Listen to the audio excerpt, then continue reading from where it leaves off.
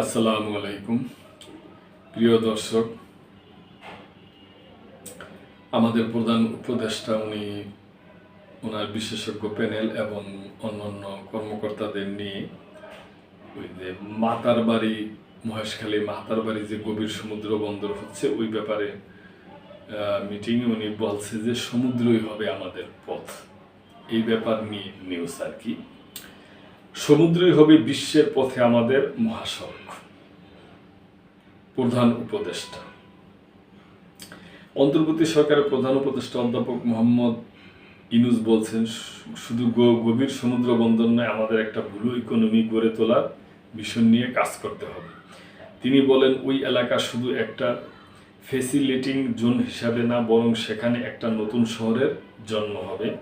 সেখান থেকে আমাদের আন্তর্জাতিকভাবে কানেক্টিভিটি তৈরি হবে। সমুদ্রই হবে বিশ্বের পথে আমাদের মহাসড়ক। এটা খুব একটা, আমি মনে করি যে আশাব্যঞ্জক একটা ভালো এবং শুনতে অনেক ভালো লাগে। এই ব্যাপারে কর্মপরিকল্পনা করলে আগাইলে খারাপ হবে না বলে আমার ব্যক্তিগতভাবে মনে হয়। প্রিয় দর্শক, বুধবার দুপুরে রাষ্ট্রীয় অতিথি ভবন যমুনায় নবগঠিত মহেশখালী সমন্বিত উন্নয়ন কর্তৃপক্ষের মিডিয়া সদস্যদের সঙ্গে অনুষ্ঠিত বৈঠকে তিনি এসব কথা বলেন। প্রতিনিধিদের নেতৃত্বে ছিলেন মিডিয়ার চেয়ারম্যান চৌধুরী আশিক মোহাম্মদ বিন হারুন। এতে আরও উপস্থিত ছিলেন মিডিয়ার সদস্য কমডোর তানজিম ফারুক ও মোহাম্মদ সারোয়ার আলম এবং প্রধান উপদেষ্টার এসডিজি বিষয়ক মুখ্য সমন্বয়ক লামিয়া মোর্শেদ ও প্রধান উপদেষ্টা কার্যালয়ের সচিব মোহাম্মদ সাইফুল্লাহ পান্না।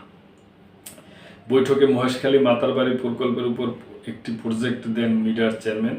মিডিয়ার আগামী 4 মাসে কর্মপরিকল্পনা উপস্থাপন করেন তিনি। আশিক চৌধুরী জানান, প্রকল্পটি 3 ধাপে সম্পূর্ণ হবে। গভীর সমুদ্র নিয়ে গবেষণার উপর বিশেষভাবে জোর দিয়েছেন প্রধান উপদেষ্টা।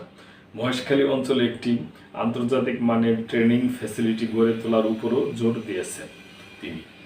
এক্ষেত্রে বিশ্বে যারা বিশেষজ্ঞ আছেন, প্রয়োজনে তাদের কাছ থেকে পরামর্শ ও সহযোগিতা নেওয়ার পরামর্শ দিয়েছেন ডক্টর ইউনূস। তিনি বলেন, আমরা সমুদ্র জগতে কখনো প্রবেশ করিনি, এটা নিয়ে চিন্তাও করিনি। এ বিষয়ে গবেষণা ফাইন্ডিংস নেই।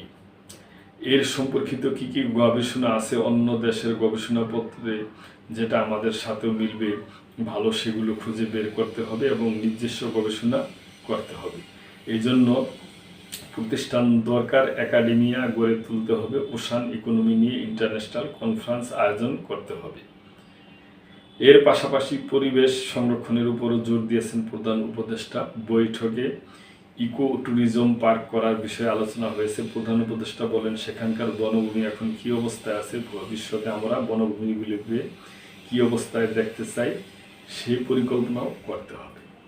তো প্রিয় দর্শক, এগুলা উন্নয়নমূলক নিউজ এবং শুনলে ভালো লাগে এবং আশা করি এগুলা যদি সমস্ত রাজনৈতিক দল, এখন ওনারা অন্তর্বর্তী সরকার আছে, ওনারা যাওয়ার পরে যে রাজনৈতিক সরকার আসবে এবং ওনারা যদি এই সমস্ত ব্যাপারে উদ্যোগী হয় এবং এই পরিকল্পনা মাফিক আগায় এবং কাজে নিয়ে যুক্ত হয়, তাহলে আমাদের দেশের জন্য ভালো অবশ্যই।